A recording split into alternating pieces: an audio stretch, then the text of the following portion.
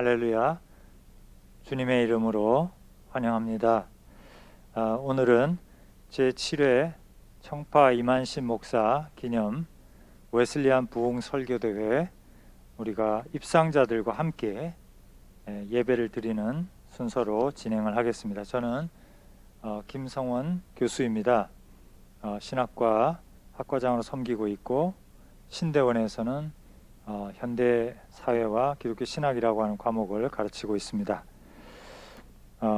1부 우리가 예배를 하나님 앞에 드리고, 그리고 2부 시상식을 갖도록 하겠습니다. 오늘의 설교는 특별히 이번 설교 대회에서 최우수상을 받게 된 복건우, 이선용 두 원우가 말씀을 대연하도록 그렇게 하겠습니다. 여러분 많이 기대해 주시고 함께 은혜 받는 시간이 되었으면 좋겠습니다.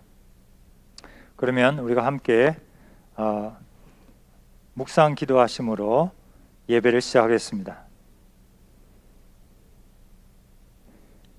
사랑이 많으신 하나님 아버지, 오늘도 저희 서울신학대학교 신학대학원 공동체가 분주한 배움의 일상을 잠시 접고 하나님 앞에 나와 예배하는 시간입니다. 하나님 예배를 축복하여 주시고 시종을 인도하여 주시고 하나님 홀로 영광 받아 주시옵소서. 아직 코로나로 인하여 한자리에 모이지 못했지만 있는 곳에서 주님 지성소를 저희가 들어갈 수 있게 도와주시고 제사의 단을 하나님 앞에 쌓을 수 있도록 주님 저들에게 집중력과 또 신령과 진정을 허락하여 주시옵소서. 예수 그리스도의 이름으로 간절히 기원하옵나이다. 아멘.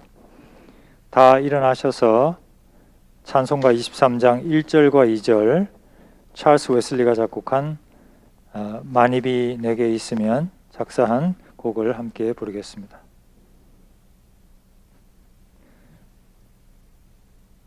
만입이 내게 있으면 그 입 다 가지고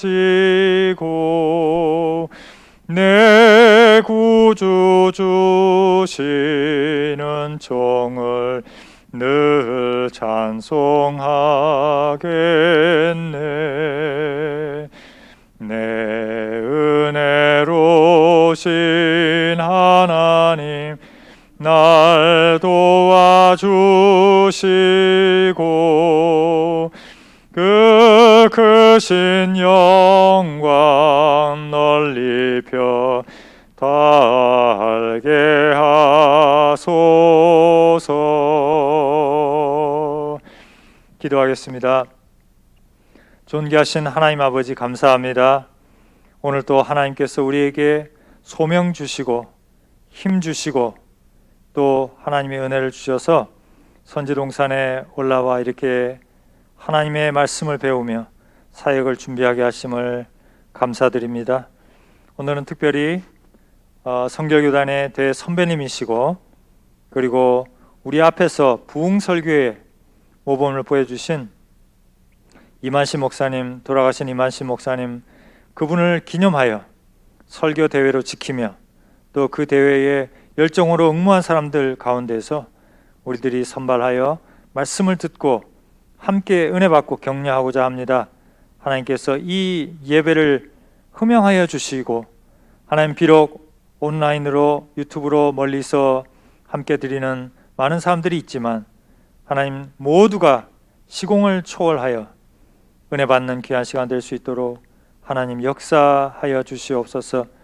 하나님 아버지, 이 서울신학대학 공동체를 축복하여 주시고 이 공동체가 하나의 비전으로 뭉칠 수 있도록 도와주시고 한 마음으로 합할 수 있도록 주님께서 은혜를 베풀어 주시옵소서.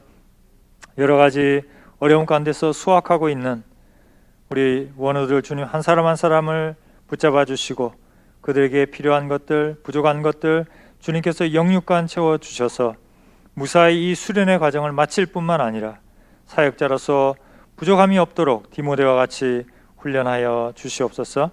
수고하시는 우리 교수님들에게도 주께서 함께 하시고 오늘도 그 수고가 헛되지 않도록 성령님께서 기름 부어주시고 새 힘을 공급하여 주시며 지혜로 진리로 채워 주시옵소서. 하나님 아버지, 이 나라를 위해서 기도합니다. 이제 내년 3월이면 또 대통령을 뽑는 그러한 국가적인 일이 있습니다. 하나님께서 이 선거를 축복하시고 무엇보다도 공정하게 치러질 수 있도록 선거를 축복하시고, 하나님께서 예정하시고 기뻐하시는 그 리더가 대한민국의 또 앞날을 인도할 수 있도록 하나님께서 역사해 주시옵소서. 이 모든 말씀을 예수 그리스도의 이름으로 간절히 기원하옵나이다. 아멘. 오늘 말씀은 두 분의 설교자를 모셨습니다. 복건우 원우께서 요한복음 15장 22절과 히브리서 6장 1절로 3절까지 말씀에 근거해서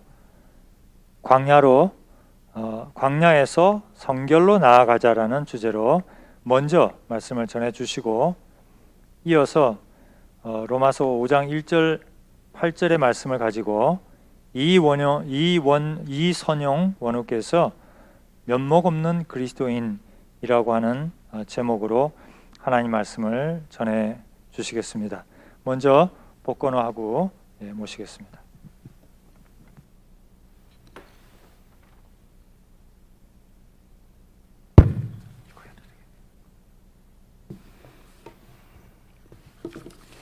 네, 이 시간 광야에서 성결로 나아가자라는 제목으로 함께 말씀을 나누도록 하겠습니다. 본문의 말씀을 제가 따로 읽지 않고 바로 설교 시작하도록 하겠습니다. 그리스도인으로서 신앙생활을 하다 보면 우리의 신앙이 늘 성장하지는 않음을 발견합니다. 처음 예수를 믿고 구원받았을 때 기쁨은 어느새 사라지고 슬픔에 빠져 어찌할 바를 모르는 자신을 발견하기도 하는 것이지요.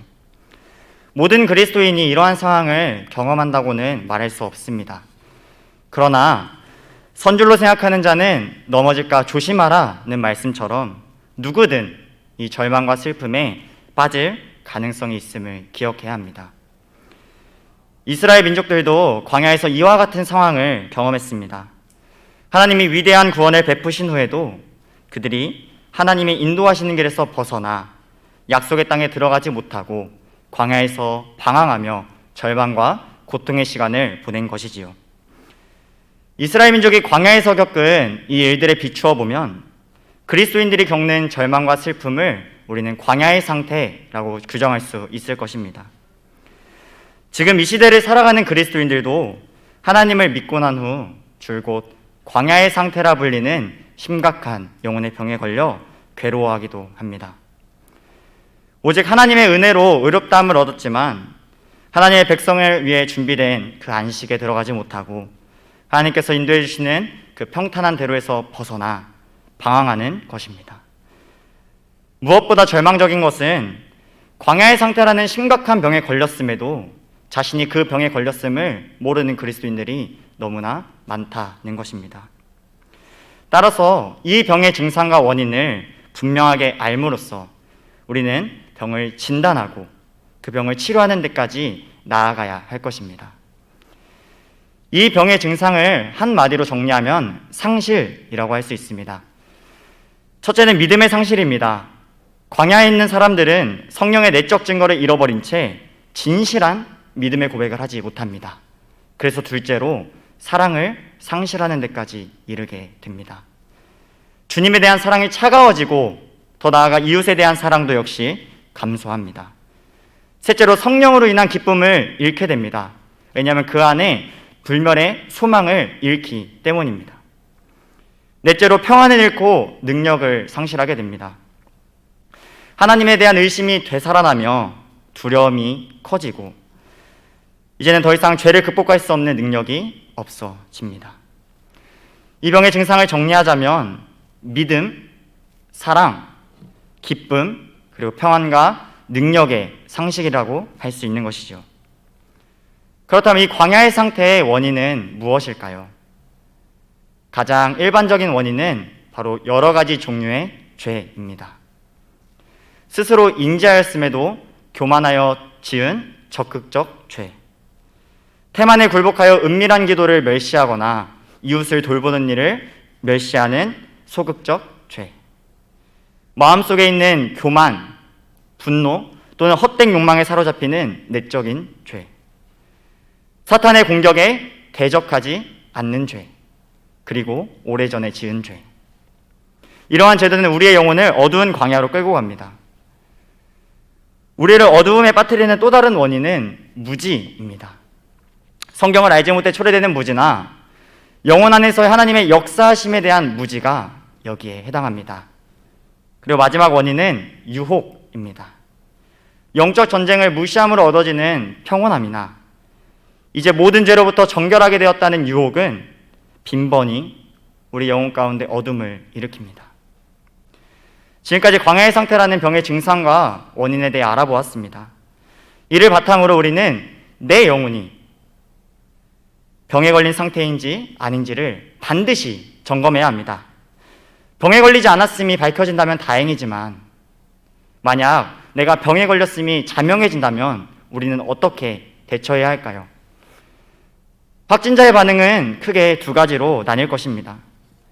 누군가는 끝없는 절망에 빠질 것이고 또 다른 누군가는 새로운 소망을 가지게 될 것입니다. 절망에 빠지는 사람들은 이 광야의 상태를 불치병으로 여기는 사람들입니다. 한 줄기 빛이 보이지 않는 이 어두운 상황에서 인간이 연약하기에 아무것도 할 수 없음을 비관하고 절망합니다. 영혼의 암흑을 인지하기는 했지만 이 땅을 살아가는 동안에는 그 어떠한 치료 방법도 없다는 사실에 좌절하고 치료하기를 포기하는 것이죠. 이와 반대로 어떤 이들은 반드시 병이 치유되리라는 소망을 품고 치료의 길에 들어섭니다. 이들이 가진 소망의 근원은 바로 성결의 은혜입니다. 이들은 인간의 연약함과 죄의 깊이를 인정하지만 그보다 더 깊은 하나님의 은총의 역사를 의지하며 하나님의 성결을 향해 나아가는 자들입니다. 다시 말해 이들은 하나님께서 광야의 상태를 반드시 치유하신다는 그러한 믿음 가운데 살아가는 자들입니다. 그렇다면 광야의 상태에 있는 그리스도인들은 과연 어떤 자들의 삶을 따라가야 할까요? 결론부터 먼저 말씀드리자면 광야의 상태에 있는 그리스도인들은 이 그리스도인의 성결을 갈망하며 치료의 길을 걸어가야 합니다. 이 성결은 인간이 죽은 후 이루어지는 것이 아니라 이 땅을 살아가는 동안 성취될 수 있는 것입니다. 순간적인 체험을 통하여 그리스도인의 마음속에 남아있는 죄성으로부터 씻김을 받고 사랑과 봉사에 더 큰 힘을 얻어 승리하는 생활을 할 수 있습니다. 성결은 온 마음을 다하여 하나님을 사랑하고 내 이웃을 내 몸과 같이 사랑하는 온전한 사랑입니다. 더불어 성결은 동기에서의 완전, 즉 의도에서의 순수성을 의미합니다. 온갖 더러움과 내적, 외적 불결에 탈피하는 마음의 할례인 것이지요. 사도 바울은 빌립보서 3장 12절에서 나는 이것을 이미 얻은 것도 아니며 이미 목표점에 다다른 것도 아닙니다. 그리스도 예수께서 나를 사로잡으셨으므로 나는 그것을 붙들려고 쫓아가고 있습니다. 라고 고백합니다. 바울이 아직 이루지 못했지만 그 목표로 삼고 달려가고 있는 그것이 바로 그리스도인의 성결입니다. 성결, 즉 그리스도인의 완전은 광야의 상태에서 절망하고 있는 그리스도인들에게 치료의 가능성을 확인시켜주고 그들이 나아가야 할 목표를 분명하게 제시합니다. 우리는 인간의 무능력함에 대한 두려움으로 좌절하기보다는 완전한 대로 나아가라는 하나님의 약속에 근거한 은총을 갈망해야 합니다. 하나님이 그리스도의 완전을 허락하시면 우리가 그 완전을 이룰 수 있습니다. 내가 어찌할 수 없는 광야의 때, 그때가 바로 하나님의 때입니다. 하나님이 일하시고 우리를 성결하게 하실 것입니다. 베드로는 오직 우리 주, 곧 구주 예수 그리스도의 은혜와 그를 아는 지식에서 자라가라고 권면합니다. 그러나 때로는 죄로 말미암아, 때로는 무지와 유혹으로 말미암아 우리가 성결에 이르기는커녕 광야의 상태라 불리는 영혼의 병에 걸릴 때가 있는 것입니다. 바로 이때, 이 광야의 상태에 있을 때 우리는 그리스도의 성결을 이루실 하나님을 기대하며 치유되리라는 소망을 품고 그 성결이라는 목적지로 한 걸음 한 걸음 나아가야 합니다. 우리를 성결에 이르시게 하는 분은 하나님이시고 사실 그것은 전적인 하나님의 영역입니다. 그러나 하나님은 영혼을 치유하고 그 온전한 구원을 이루시는 데 있어서 우리의 참여를 요구하시고 사람과 더불어 동역하십니다. 따라서 우리는 하나님의 능력에 의지하여 앞서 살펴보았던 광야의 상태의 원인들을 힘써 제거해야 합니다. 성령의 능력에 의지하여 죄와 무지 그리고 유혹과 싸워야 하는 것이죠. 첫째로 우리는 죄의 문제를 해결하기 위해 계속해서 회개의 자리로 나아가야 합니다. 하나님과 자신을 가로막는 적극적 죄가 있다면 그 길과 생각을 버리고 여호와께로 돌아가야 합니다. 태만의 죄에 굴복하여 지은 소극적 죄가 있습니까? 만약 그렇다면 하나님의 세밀한 음성을 듣고 그 음성에 순종해야 합니다. 그리하여 회개에 합당한 열매를 맺는 데까지 이르러야 합니다. 내적인 죄가 마음속에 일어나 자신을 괴롭히는 일이 있습니까? 만약 교만에 빠져 있다면 자신을 낮추고 주님만을 바라봐야 합니다. 또 분노의 여지를 주고 있다면 하나님께 관용하며 용서하는 마음을 구해야 할 것입니다. 헛된 욕망을 품고 있다면 우리는 하나님의 지성소에 나아가 우리의 내적 우상들을 벗겨달라고 하나님께 간구해야 합니다. 사탄의 공격을 절대 간과하지 말고 날마다 이 영적 전쟁을 싸워 승리해야 합니다. 만일 자신을 철저히 점검해 본 결과 현재로는 죄에 굴복한 적이 없다면 오래전에 지은 죄를 회상하고 우리는 그 죄를 회개해야 합니다. 만일 회개하지 않은 어떤 죄책이라도 우리 영혼에 남아있다면 우리는 광야 속에 거할 수밖에 없기 때문입니다. 둘째로 우리가 무지로부터 기인한 암흑을 제거하려면 바로 무지 그 자체를 제거해야 합니다.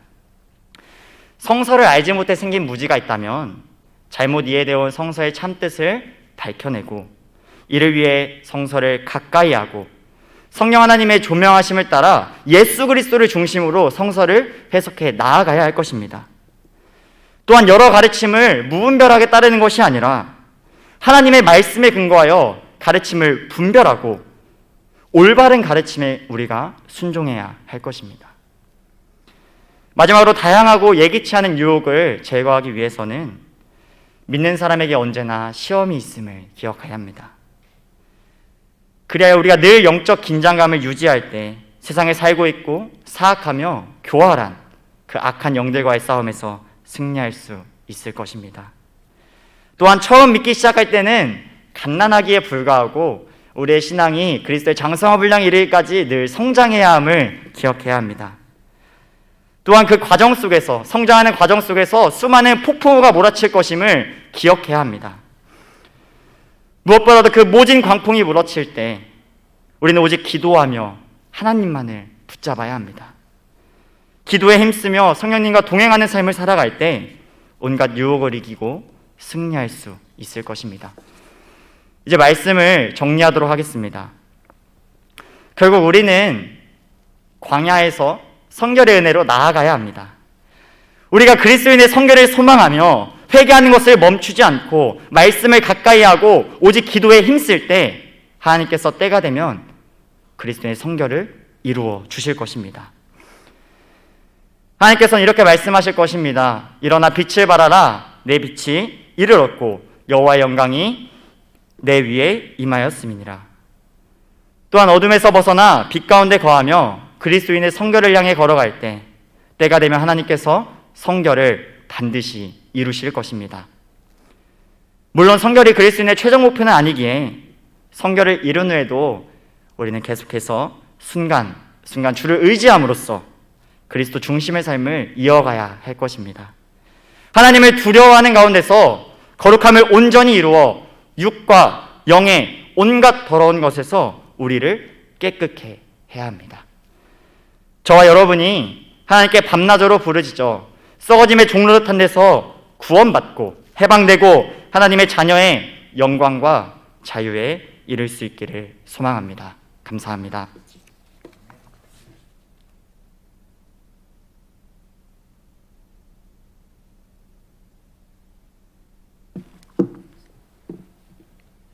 먼저 본문 말씀 로마서 5장 1절 5절만 읽도록 하겠습니다. 1절과 5절만 읽습니다. 그러므로 우리가 믿음으로 의롭다 하심을 받았으니 우리 주 예수 그리스도로 말미암아 하나님과 화평을 누리자. 5절입니다. 소망이 우리를 부끄럽게 하지 아니함은 우리에게 주신 성령으로 말미암아 하나님의 사랑이 우리 마음에 부은 바 됨이니. 아멘. 안녕하십니까. MDB3 이선용 원우입니다. 짧은 시간일 텐데 이 시간 발표 또는 보고의 자리가 아니라 겸허히 준비한 말씀을 전할 때 성령님 역사하실 줄로 믿습니다. 웨슬리 설교전집 1권에 있는 명목상의 그리스도인을 참고하여 면목 없는 그리스도인이라는 제목으로 주님의 음성 듣기를 원합니다. 축구 심판으로 종종 설 때가 있습니다. 공식적인 경기에서는 시작 전에 동전을 던집니다. 동전을 던진 결과는 어떠합니까? 반드시 앞면 또는 뒷면이 나오게 되고 이로써 공격과 수비가 결정됩니다. 앞면 그리고 뒷면 이외에 다른 결과는 결단코 없습니다. 어떤 이들에게는 불편하게 들릴지 모르겠지만 예수천당 불신지옥, 사실 이것은 진리입니다. 우리의 생명이 다하는 그날 드라마에서처럼 구천을 떠도는 것이 아니라 그 순간 쑥 하고 심판자 되신 주님을 대면하게 될 것입니다. 이때 그 결과는 동전의 양면처럼 극명하게 달라질 것은 분명합니다. 하나님께 속한 사람이 아니면 세상에 속한 사람인 것입니다. 그 중간 단계로서 선한 사람, 착한 사람 등은 존재하지 않습니다.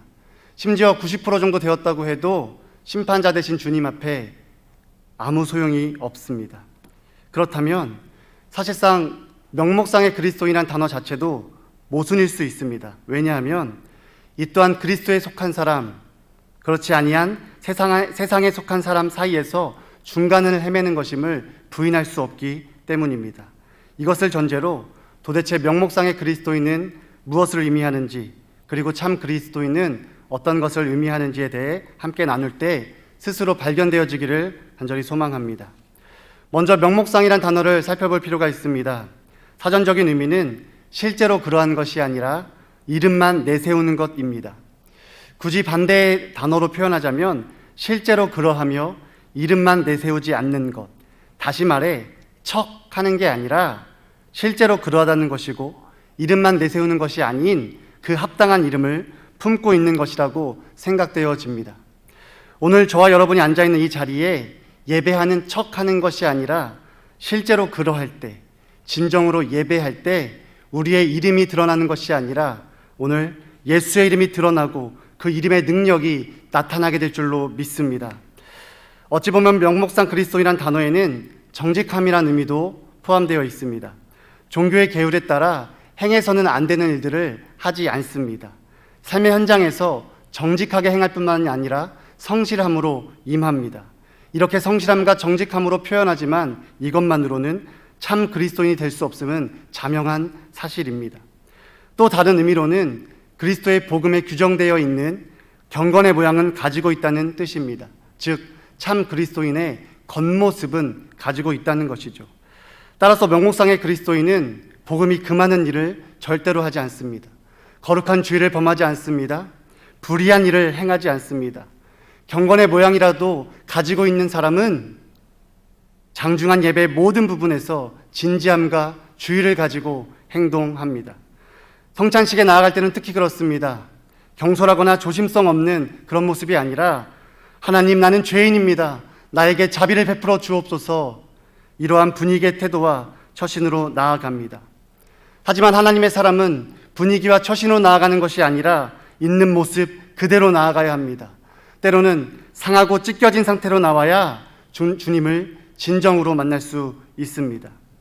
스스로 돌이켜보면 교회에서뿐만이 아니라 삶의 많은 현장에서 그와 다르지 않았음을 깨닫곤 합니다. 회사에서는 믿는 자로서 때로는 성과에 손해를 볼지라도 불의한 자리를 피했습니다.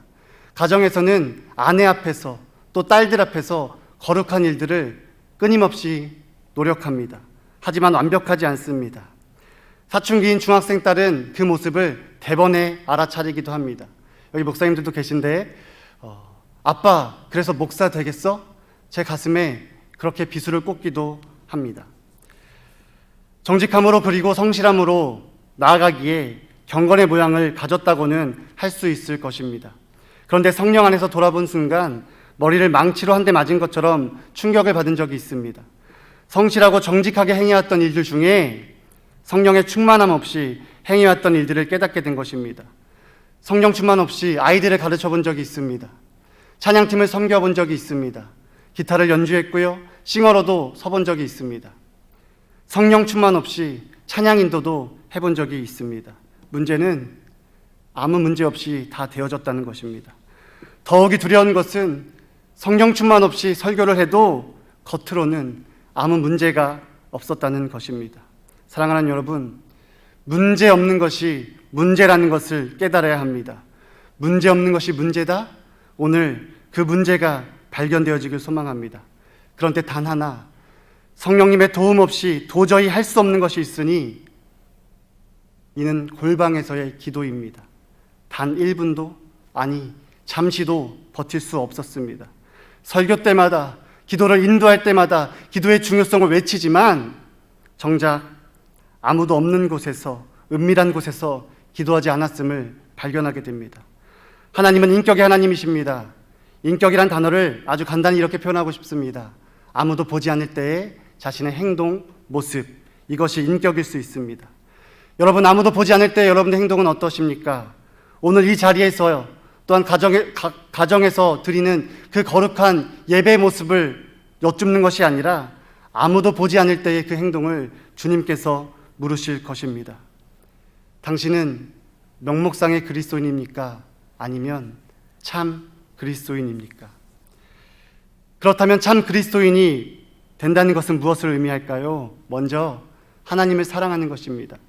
좋아하는 것이 아니라 이렇게 사랑하는 것입니다.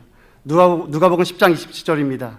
내 마음을 다하여 목숨을 다하며 힘을 다하여 주 너의 하나님을 사랑하라. 고양이는 쥐를 그저 좋아하는 것뿐이지 사랑한다고 말할 수 없는 이유가 있습니다. 쥐를 향한 그 어떤 희생도 존재하지 않기 때문입니다. 그렇지만 우리는 주님이 우리를 사랑하신다는 것을 확신할 수 있습니다. 그 이유는 독생자 예수 그리스도를 피 흘리기까지 주신 그 주님의 사랑을, 그 희생을 알고 있기 때문입니다. 로마서 5장 8절은 이렇게 말합니다. 우리가 아직 죄인 되었을 때에 그리스도께서 우리를 위하여 죽으심으로 하나님께서 우리에 대한 자기의 사랑을 확증하셨다. 아멘. 그렇다면 우리도 주님을 사랑한다 말할 때 주님을 향한 희생과 헌신이 증명되어져야 합니다. 하나님을 사랑한다고는 하지만 명목상의 그리스도인으로 그저 하나님을 좋아하는 것에 그친다면 진정한 사랑이라고 말할 수 없음을 깨닫게 되기를 소망합니다. 참 그리스도인의 속에 포함된 또 다른 의미는 회개의 열매라고 하겠습니다. 명목상 그리스도인은 회개를 잃어버린 모습으로 살아가기 쉽다는 것입니다. 여러분, 진짜 큰 은혜는 회개와 함께 오게 됩니다. 회개 없는 은혜, 부담이 전혀 없는 은혜는 어쩌면 그냥 지나가는 사건으로 그칠 수 있습니다. 빛 대신 예수님이 내 안에 오시면 반드시 내 실체가 보여지는 것입니다. 빛이 피사체에 비추게 되면 그림자는 반드시 보여집니다. 마찬가지로 우리 안에 어둠이 보여져야 한다는 것입니다. 그래서 우리는 회개를 잃어버리진 않았는지 점검해야 합니다. 배가 고프면 음식을 찾아야 하는 것이 마땅합니다. 무언가를 잃어버렸으면 그것을 찾아내는 것이 마땅합니다. 선악과를 먹으면 정령 죽는다고 하셨지만 먹어도 죽지 않았다고. 하나님 없이, 성령님 없이 우리가 열심을 내지만 아무 문제 없다고, 심지어 어떠한 성과를 내었다고 하나님이 친히 불어넣어주신 생기, 생명, 그 성령을 잃어버렸음에도 주님은 그 영을 찾고 있는데 자꾸 우리는 이 자리에 앉아있다는 이유만으로 잃어버린 줄도 모르고 살아가고 계시지는 않으십니까? 이 시간 진리의 빛이 임함으로 오늘 우리 잃어버린 회개가 찾아지시기를 간절히 소망합니다. 참 그리스도인 속에 포함된 마지막 속성은 바로 거룩입니다. 구체적으로 말하자면 거룩의 능력입니다. 경건의 모양만 갖추고 있다면, 틀만 갖추고 있다면 반드시 먼저 그 틀이 깨져야 합니다. 쉽게 말해 가면을 벗어야 한다는 것입니다. 그런데 가면을 벗으면 명목상의 그리스도인들은 하나같이 오늘 말씀의 제목처럼 면목 없는 그리스도인으로 전락해버립니다. 명목에서 면목, 말장난하는 것 같지만 면목 없다는 것은 부끄러워서 볼 낯이 없다는 뜻 아닙니까? 부끄러워 하나님을 볼 수 없다면 이것은 온전한 관계가 아닙니다. 사실 가면을 쓰고 있으면 편합니다. 왜냐하면 척해도 되기 때문이죠. 또 낯을 가리고 있어 부끄럽지 않을 수 있기 때문입니다. 그런데 문제는 가면은 숨게 합니다. 가면은 무디어지게 한다라는 것이죠. 허구의 세계를 진실이라고 믿고 거짓된 말, 행동을 상습적으로 하는 성격 장애를 리플리 증후군이라고 합니다.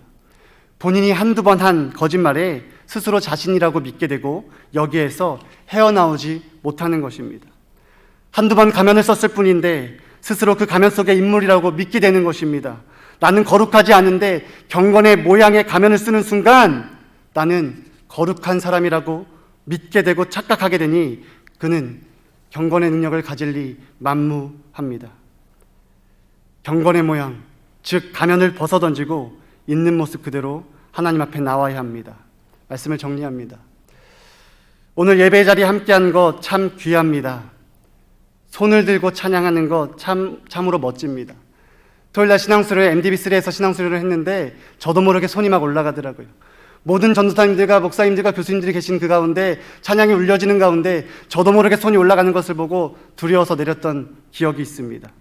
여러분, 유창한 말로 기도하는 것도 아주 멋진 일입니다. 그런데 무엇보다 시급한 것은 모든 것을 밝게 하시는 하나님 앞에 나아갈 때 이 시간 하늘에서부터 스포트라이트, 주님께서 부어주시는 그 핀 조명이 우리에게 비춰지고 이제 모든 어둠이 보여지며 회개할 때에 주님께서 거룩의 능력을 부어주실 줄로 믿습니다.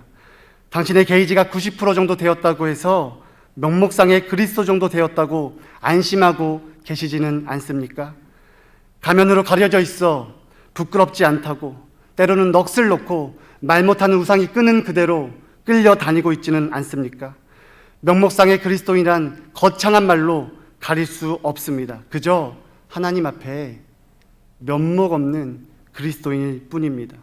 오늘 본문 1절의 말씀처럼 그리스도로 말미암아 하나님과 화평을 누리는 모든 언어들이 되시기를 소망합니다. 또한 하나님의 영광을 바라고 즐거움을 소망할 때 그 소망은 반드시 우리를 이렇게 이끄실 것입니다. 5절의 말씀을 읽고 마치겠습니다. 소망이 우리를 부끄럽게 하지 아니함은 우리에게 주신 성령으로 말미암아 하나님의 사랑이 우리 마음에 부은 바 됨이니. 아멘. 면목 없는, 그러니까 하나님 앞에 부끄러워 하나님을 볼 낯이 없는 자가 아닌 우리에게 주신 성령으로 말미암아 하나님의 사랑이 우리 마음에 마음껏 부어주시기를 간절히 소망합니다.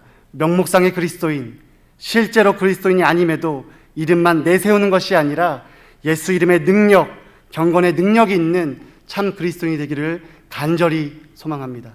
감사합니다.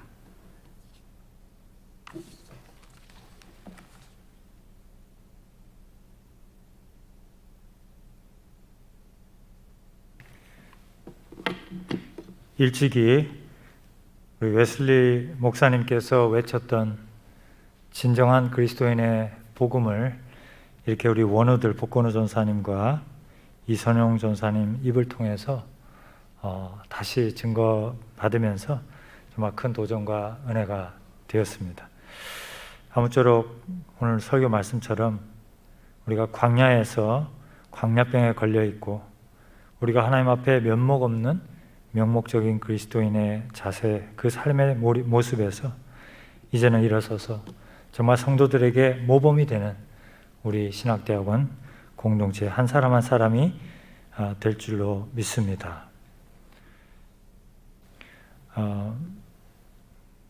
이 시간에 잠시 광고 말씀드리겠습니다. 1부 예배가 마쳐지게 되면 2부 설교대회 시상식이 이어지도록 하겠습니다.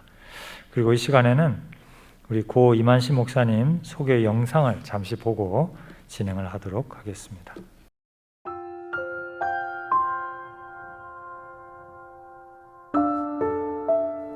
(2015년 2월 17일) 하나님의 부르심을 받은 고 이만식 목사.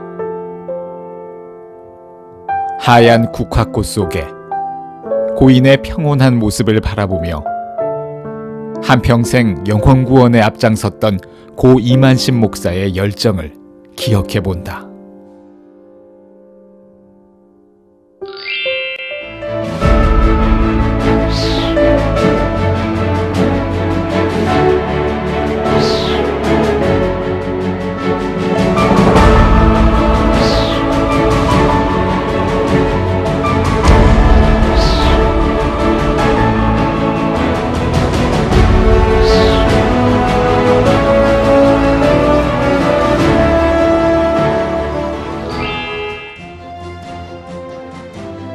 1929년 전남 신안 증도면에서 태어난 이만심 목사. 6.25 때 순교한 문중경 전도사의 거룩한 발걸음을 이어받아 한국교회 부흥에 앞장서며 복음 전파를 위해 일생을 바쳤다. 고 이만심 목사는 마지막 순간까지 한국교회의 연합과 일치를 위해 기도하며 성결교단을 넘어 한국교회의 큰 버팀목으로 수많은 이들의 존경을 받았다. 1956년 부평 신촌 성결교회를 개척한 후 지난 2000년 중앙성결교회의 원로 목사로 추대되기까지 오직 주님 영광 위해 45년이란 긴 시간 동안 선한 싸움을 이어온 고 이만심 목사. 그는 전 세계를 부흥의 물결로 가득 채운 성결교단의 대표 부흥사였고 지성과 영성을 겸비한 복음의 용사였다. 고 이만심 목사의 열정적인 사역이 느껴지는 낡은 성경. 그리고 그가 남긴 메모 한 장. 그리고 성도는 세 가지 조건이 필요합니다. 첫째로 물과 성령으로 거듭나야 돼요. 둘째로 성령으로 충만해야 돼요. 셋째로 성령의 뜻대로 살아야 된다 그 말입니다. 오늘 이 세 가지를 가진 사람이어야 참 좋은 성도가 된 것입니다. 여러분들 그러한 성도가 되기를 원하면 두 손 들고 아멘 하세요.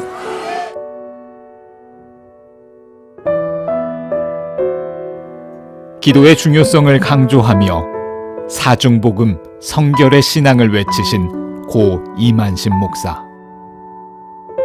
그 굳건한 믿음과 생명의 말씀 영원히 기억하겠습니다. 감사합니다. 이 시간에는 다 자리에서 일어나셔서 찬송가 23장 3절과 4절 드리고 우리 조기현 부총장님께서 조기현 목사님 올라오셔서 축도로 예배를 마치도록 하겠습니다. 내 주의 귀한 이름이 날 위로하시고 이 귀의 음악 같으니 참 희락되도다. 내 죄의 권세 깨뜨려 그 결박 푸시고 이 주한 마음을 비로소 고정케 하셨네. 아멘.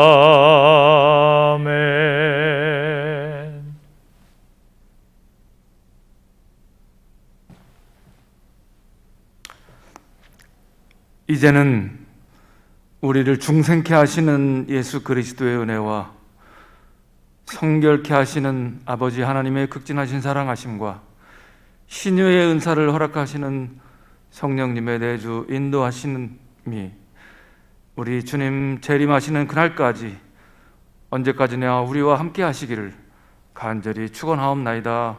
아멘. 감사합니다. 이상으로 일부 예배를 마쳤습니다. 자리에 착석해 주시기를 바랍니다. 이 시간에는 먼저 참가해 주신 분들을 좀 소개해야 되는데 시간 관계상 외빈들만 소개를 드리겠습니다. 지금 화면에는 보이지 않겠습니다만 우리 고 이만심 목사님의 따님 되시는 이현미 권사님 메이 오케스트라 지휘자로 사역하고 계시는데 함께 하셨고요. 그 다음에 부군 되시고 고 이만심 목사님 사유 되시는 정대균 장로님께서 함께 하셨는데 우리 정 장로님은 교수로 경희대 생명공학부 교수 맞으시죠? 그렇게 지금 봉직하면서 사역하고 계십니다. 잠시 후에 또 우리가 모셔서 또 말씀 들을 때 여러분 화면에서 뵙도록 그렇게 하겠습니다. 우리 뜨거운 박수로 한번 환영하겠습니다. 감사합니다. 이번에 그 설교 대회는 19명의 이제 우리 원우들이 지원을 했습니다. 물론 끝나고 나서도 몇 분이 더 참가 의사를 밝혔지만 또 규정상 좀 어려웠습니다만 여러분들 진심으로 감사드립니다. 우리 한번 서로를 위해서 감사의 박수 한번 드리겠습니다. 네, 고맙습니다. 그러면 이 시간에는 그 참가한 이 대회에 참가한 분들의 면면을 좀 영상으로 좀 보도록 하겠습니다.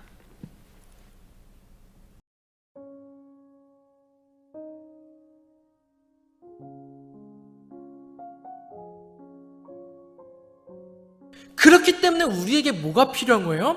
기도가 필요하다라는 거예요. 그리스도인으로서 살아가기 위해 우리는 기도가 필요하다라는 거예요. 그러므로 여러분, 믿음을 가지십시오. 흔들리지 말고 믿음을 지켜 온전한 성화를 이루십시오. 주님께서 우리를 도와주실 겁니다.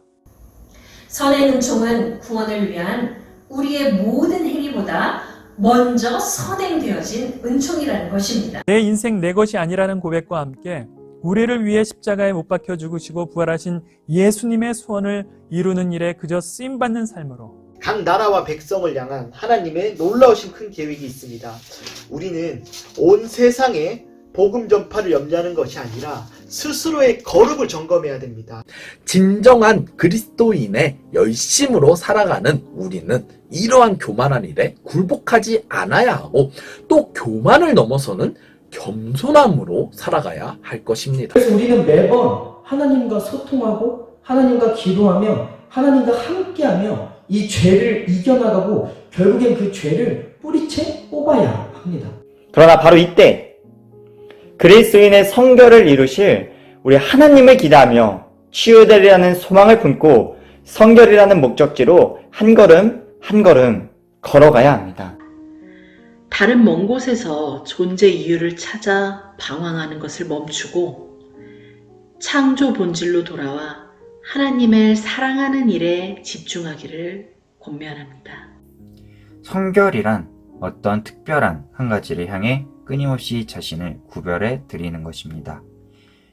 사랑하고 용납할 수 있는 사람이야말로 교회로서 부르신 그 목적에 맞게 살아가고 있다라고 말씀해주고 계시는 것입니다. 더 이상 이 완전이라는 표현을 그저 허상의 자리에 놓는 것이 아니라 구체적으로 우리의 암과 삶을 통해서 우리의 실상으로 동참해낼 수 있기를 소망합니다. 가난한 자들과 고아 또 과부와 같은 이 약자들을 함께 돌보는 백성이 되길 원하셨던 것입니다.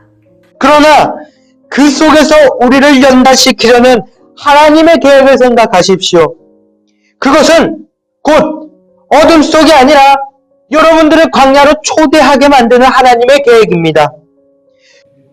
불완전함을 받아들이며 하나님의 사랑 안에서 완전이라는 유혹에서 벗어나 서로 사랑하며 완전해져 가는 저와 여러분들 되기를 예수님의 이름으로 기도합니다.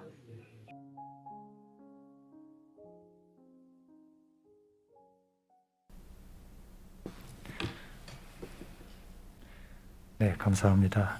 이렇게 정말 젊은 설교자들, 우리 공동체 구성원들 보니까 우리 성결교회 내일이 너무 밝게 느껴집니다. 감사합니다. 이 시간에는 축사의 시간인데요. 먼저 우리 한기채 목사님께서 축사를 보내오셨습니다. 먼저 영상을 우리가 보고 그 다음에 우리 황덕형 총장님 모셔서 축사 듣도록 그렇게 하겠습니다. 우리 먼저 영상부터 보도록 하겠습니다.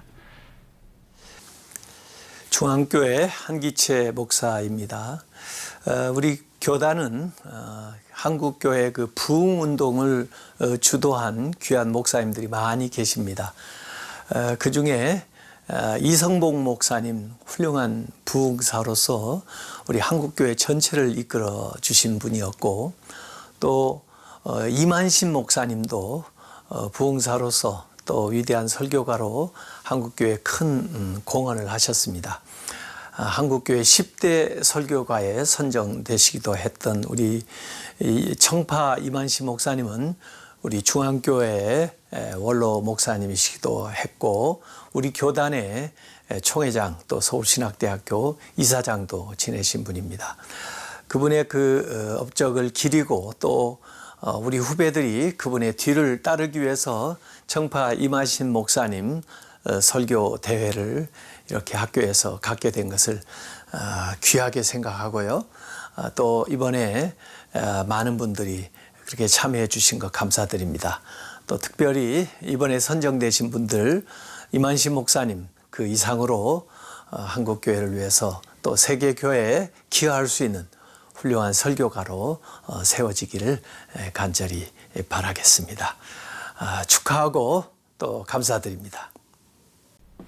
네, 감사합니다. 이어서 우리 황덕형 총장 올라오셔서 축사해 주시고 이어서 바로 시상식을 진행하도록 하겠습니다.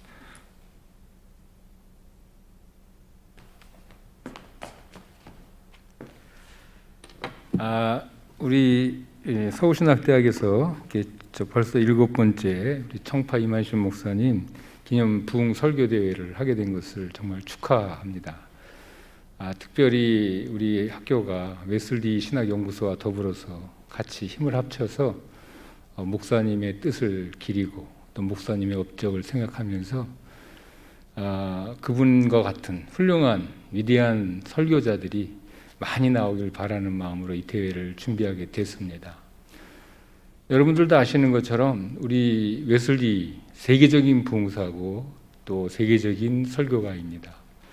우리 임한신 목사님, 저는 사실 개인적으로는 임한신 목사님이 지도하시던 교회에서 성장했는데 목사님의 음성과 이런 모습을 볼 때마다 그 열정을 잊을 수가 없습니다. 정말 그 목사님 우리 한국이 낳은 세계적인 설교가십니다. 그래서 그 두 분의 이런 뜻이 모여져서 우리 후배들이 그분과 같은 또 그분들과 같은 그런 훌륭한 그런 설교가 부흥사 또 이 한국 교회 지도자들이 되기를 간절히 바라는 마음으로 이런 대회를 개최하게 됐고 또 여기에 뜻을 모아서 함께 해주시는 우리 유족으로 유현미 권사님 또 정대균 장로님 또 우리 여러분들 같이 모아주신 힘 감사를 드립니다. 학교는 더 계속될 것이고 이런 행사를 진행하면서 더 많은 훌륭한 이런 어떤 후배들을 낳게 될 걸 기대합니다. 오늘 7회 벌써 맞게 됐는데 함께 이것을 수고하시고 또 대회를 개최하느라고 모든 준비해 주신 우리 김성원 교수님 감사를 드립니다. 또 이렇게 함께 허락해 주신 우리 조기현 부총장님 감사드립니다. 여러분들께 수고를 정말 치하고 감사를 드립니다. 오늘 함께 해주신 여러분 축하하고 더 많은 발전 있기를 기대합니다. 감사합니다. 예, 이어서 바로 시상식을 진행하도록 하겠습니다. 우리 시상 받으실 5분 최우수상 그리고 장려상 등단해 주시면 감사하겠습니다. 먼저 최우수상 복건우 전사님 앞으로 나와 주시기 바랍니다. 최우수상 복건우 위 사람은 서울신학대학교 웨슬리신학연구소에서 주최한 청파 임한신 목사 기념 제7회 웨슬리안 부흥 설교대회에서 위와 같이 입상하였기에 이 상장을 수여함. 2021년 11월 2일 서울신학대학교 총장 황덕형. 예, 부상 50만 원과 함께 드리겠습니다.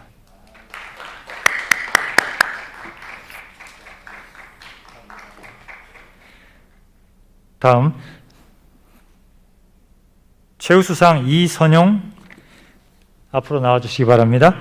위 사람은 위와 동문입니다. 예, 서울신학대학교 총장 황덕형.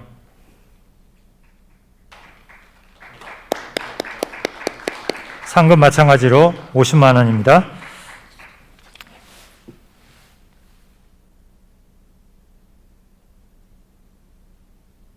김정헌 전사님 앞으로 나와주기 바랍니다.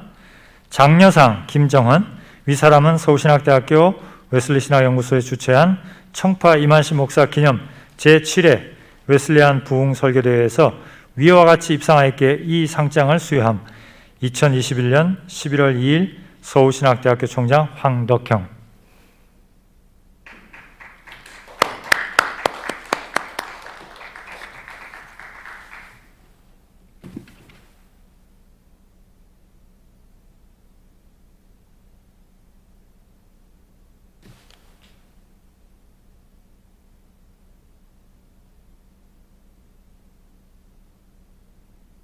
박승현 전사님 앞으로 나와주시기 바랍니다. 장려상 박승현 위와 같은 내용입니다.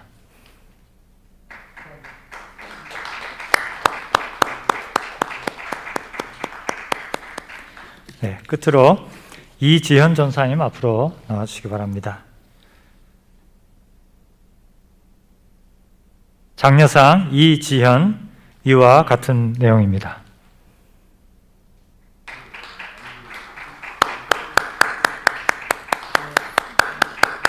감사합니다. 같이 한번 인사할 때 여러분 뜨거운 박수로 격려해 주시기 바랍니다. 차렷 격려. 감사합니다.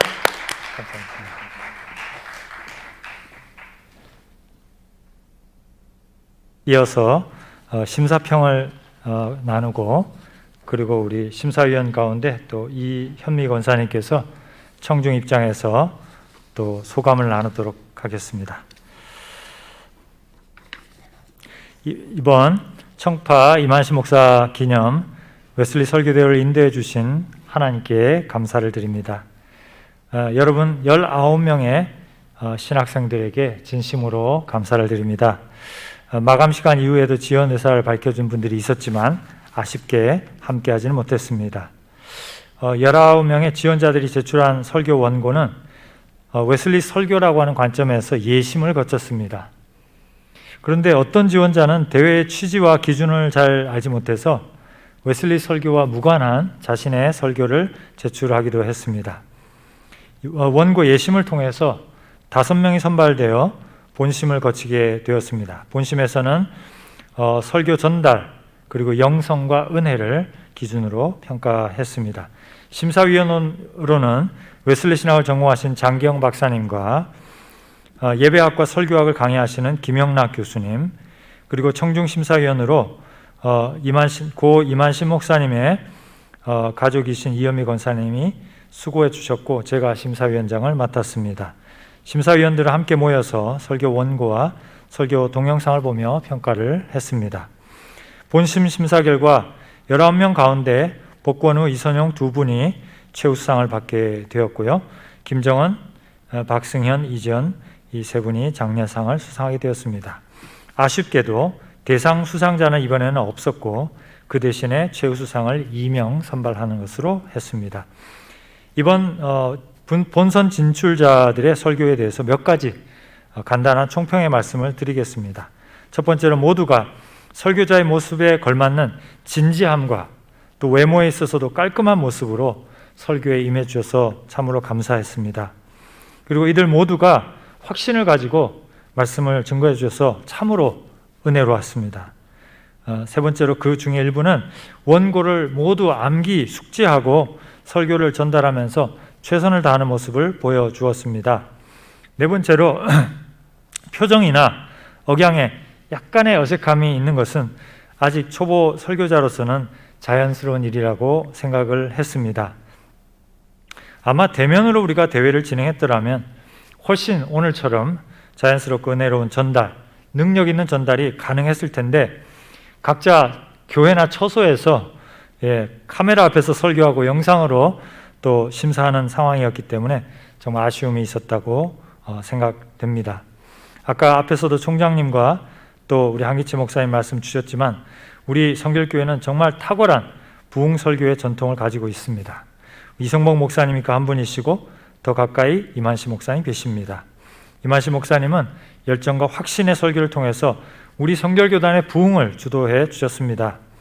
그리고 좀 더 거슬러 올라가면 우리 성결교회의 신학적 전통을 세워주신 존 웨슬리 목사님이 계십니다. 존 웨슬리 목사님이야말로 성경이 가르치는 복음을 온전하게 순전하게 전하신 분이었습니다. 그래서 회개와 칭의 구원과 거듭남과 성화 구원의 메시지를 가감없이 전했습니다.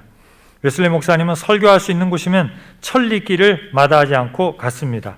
설교를 위해서 새벽에 말을 달리기도 부지기수였다고 합니다. 그의 헌신적이고 신학적이면서도 열정적인 설교를 통해서 참된 신앙의 부흥이 일어났고 성도들의 삶이 변화되었습니다. 더 나아가서 영국 사회가 변화되고 전 세계의 부흥운동이 일어나게 되었습니다. 우리 서울신학대학에서 훈련받는 여러분 모두가 이분들처럼 그리스도의 복음을 복음에 걸맞는 깊이와 감격을 가지고 능력을 가지고 전하는 일에 헌신했으면 좋겠습니다. 구체적으로 선배 설교자의 롤 모델이었던 이분들을 좀 연구하고 그들의 장점을 본받았으면 합니다.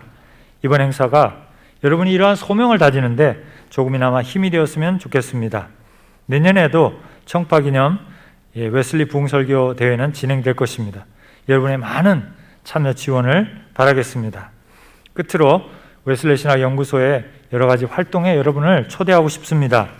우리 연구소는 웨슬리 가르침과 정신을 배우고자 매월 첫째 주 목요일에는 웨슬리 설교 연구 모임을, 셋째 주 목요일에는 웨슬리 신학 세미나를 줌으로 개최하고 있습니다. 여러분의 많은 참여를 바라겠습니다. 참가로 그리고 심사로 수고해 주신 여러분 모두에게 깊이 감사드립니다. 감사합니다. 이어서 우리 이현미 권사님 나오셔서 소감 전해 주시겠습니다.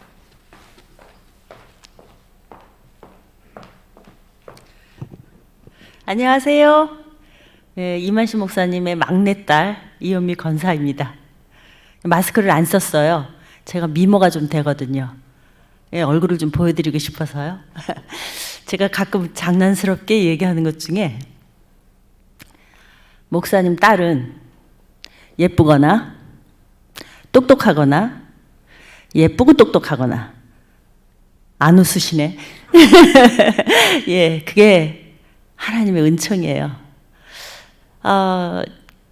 뭐 지금 이만식 목사님 대단한 것처럼 얘기하지만 저에게는 그냥 아빠예요.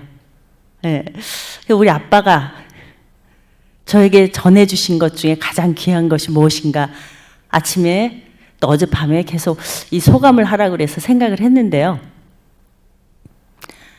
저희 남편이랑 제가 1985년에 유학을 갔어요, 미국으로. 그래서 거의 한 7년 반 정도 미국에 살아있는 동안에 단돈 100불도 안 보내셨어요. 그게 저한테 남겨주신 유업이에요. 무슨 말씀이시냐면 큰 교회 목사님 딸로서 혜택 받은 게 하나도 없다는 거예요. 기도밖에는 없었어요.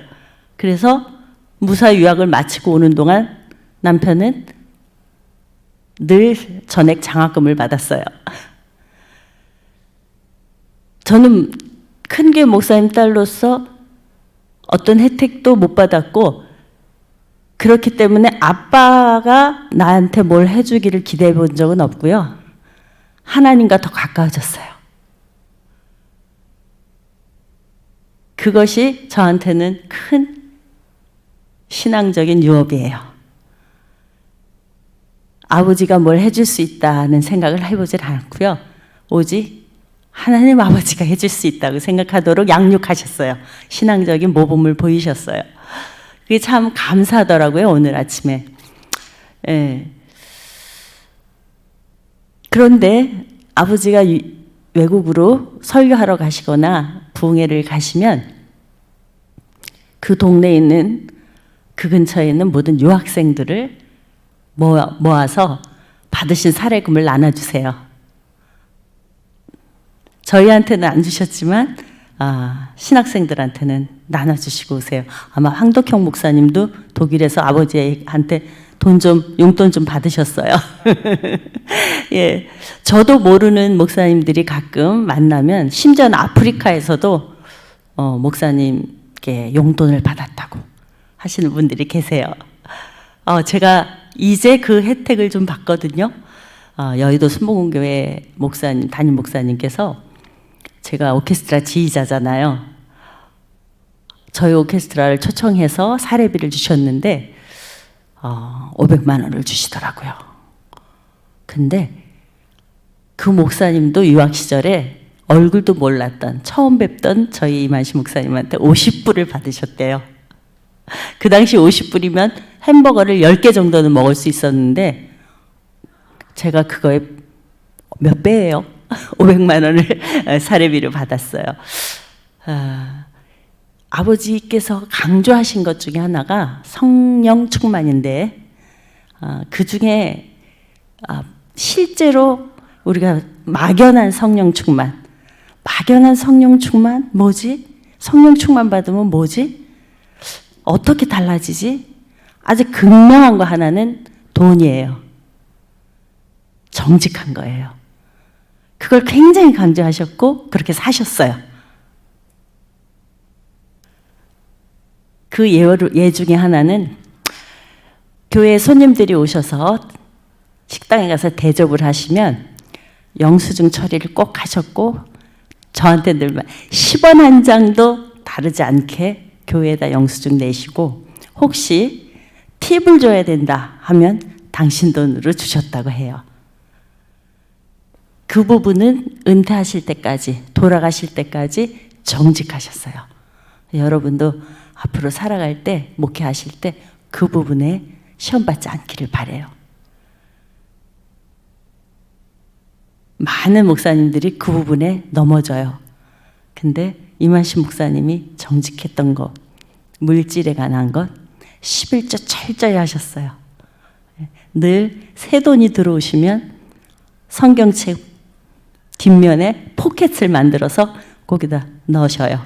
그리고 만날 때 자랑하세요. 헌금할 거라고 새 돈 딱딱 꺼내시면서 자랑을 하셨어요.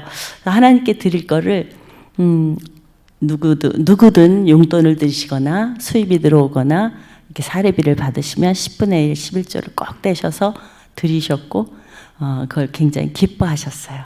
그리고 교회에서 은퇴할 때 사택을 나올 때 교회에서 주신 것은 정말 조그만 라디오 하나도 놓고 오셨어요. 당신이 사시지 않은 것들은 교회 것은 분명하게 놓고 오셨기 때문에 그래서 하나님이 좋아하시고 정직하셔서 하나님이 사용하셨나 하는 생각을 늘 합니다. 예. 10대 설교가 그리고 평생 저도 설교 듣고 자랐는데 저는 이만신 목사님 그렇게 설교가 재미없었어요. 지금 유튜브에 나오는 목사님들 설교 너무너무 재밌고 너무너무 잘하세요. 그런데 하나님이 왜 저런 은총을 주셨지? 정직했어요. 굉장히 하나님 앞에. 여러분도 정직한 설교가들, 목회자님들이 다 되시면 참 감사하겠습니다. 심사평이라고 했는데 이만식 목사님 대해서 얘기를 많이 했네요. 우리 심사할 때 저는 은혜 받는이라고 설교가 너무들 다 좋아서 정말 원고를 이렇게 볼 때 다른 목사님들 심사위원들이 다 읽도록 저는 겨우 몇 개 못 읽었어요. 여러분 모두 다 정말 좋은 설교 원고 또 좋은 설교자들이었는데 한 가지만 얘기를 한다면 자기 얘기, 자기 경험, 자기가 만난 하나님에 대해서 조금 나눠주시면 우리 성도님들이 조금 더 가깝게 그 말씀을 접할 수 있지 않을까 하는 아쉬움은 좀 있었습니다. 예, 너무들 수고 많이 하셨고 감사합니다.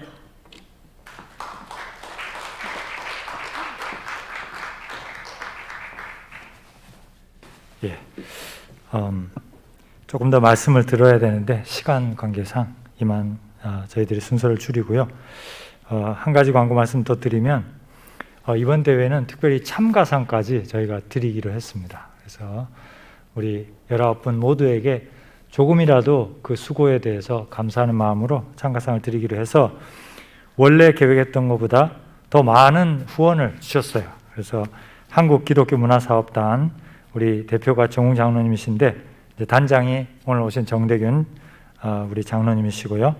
더 지원해 주셨고 또 청파 이만신 목사님 기념사업회 우리 회장이 한기채 목사님이신데 또 후원해 주셨어요. 그래서 이렇게 좀 비교적 여러분에게 많은 돈은 아니지만 그래도 어려운 학교 살림에서 풍성하게 이렇게 나눌 수 있게 된 것 같습니다. 감사드리고 한 가지 더 말씀드릴 것은 이번에 입상자들 특별히 최우수상 두 분에게는 이제 우리 총회 목사고시 설교 과목의 면제 혜택이 주어질 것이고 사실은 저희가 장려상까지도 해달라고 지금 총회에다가 얘기하고 있는데 될지 안 될지는 좀 지켜봐야 될 것 같습니다. 여러분 기도에 달리지 않았나 이런 생각이 들었습니다. 네, 그러면 이상으로 순서를 마치고요. 한번 기도하고 전체 순서를 마치도록 하겠습니다. 기도 끝나면 올라오셔서 같이 사진 촬영하겠습니다. 하나님 감사합니다. 오늘 제7회 청파 이만식 목사 기념 웨슬리안 부흥 설교 대회를 무사히 아름답게 마칠 수 있도록 하나님 은혜 베풀어 주신 것을 감사합니다. 이 대회를 위하여 지원하고 준비하고 심사하고 또 함께 수고한 여러분들 한 분 한 분을 주님께서 축복하여 주시고 이 행사가 지나가는 행사가 아니라 우리 삶의 중요한 기억으로 남고 우리 삶의 앞길에 자양분이 되는 귀한 행사 될 수 있도록 도와주시옵소서. 하나님 부족하지만 웨슬리의 그 고귀한 삶과 사역과 가르침을 받들어서 살고자 웨슬리 신학연구소가 이런저런 일을 열심히 하고 있습니다. 하나님께서 그 일들을 축복하시고 특별히 우리 MDB 수련받고 있는 우리 학생들에게도 좋은 임팩트를 줄 수 있도록 하나님께서 연결시켜 주시고 함께하여 주시옵소서. 우리 교단이 웨슬리적인 참된 부흥의 설교가들이 많이 나와서 우리 한국교회의 내일을 주도하는 귀한 축복을 주님께서 허락해 주시옵소서. 감사를 드리옵고 예수 그리스도 이름으로 기도드립니다. 아멘.